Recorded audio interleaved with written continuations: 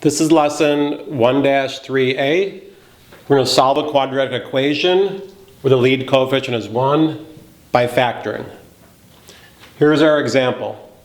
Solve x squared plus 10x plus 24 equals 0. Notice the lead coefficient is 1. There's two basic steps. Factor, and then use the zero product property. So first what we're going to do is factor. What I do is I try and find two numbers that have a product of 24 and a sum of 10. I could do it in my head, but if you're new at this, some students like to make a table.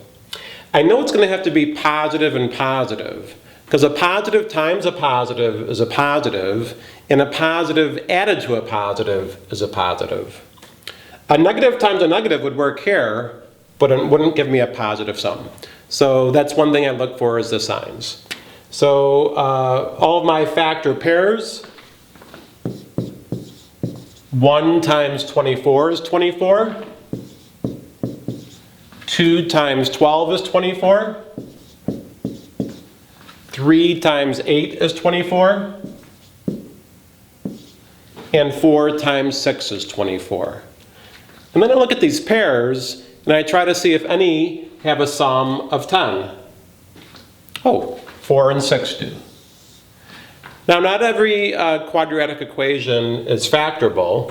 As a matter of fact, in real life, most quadratic equations are not factorable. But in this lesson, most things will be just to give you practice. Okay, so I'm going to rewrite this as x plus 4 times x plus 6 equals 0. Now I'm going to use the zero product property. If something times something equals 0, then either or both of those expressions must be 0. So what I do is I draw a box around each one and set it equal to 0. I could do it in my head, but I'll go through the steps for you. X plus 4 could equal 0, or x plus 6 could equal 0. And then I simply subtract 4 from each side.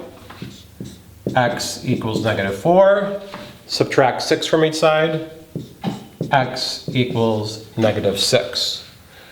In a future chapter, we'll have polynomial equations with several solutions. So I just get in the habit now of listing my solutions as x sub 1 and x sub 2. In the future, we might have x sub 3, x sub 4, etc. And there you have it. How to solve a quadratic equation by factoring.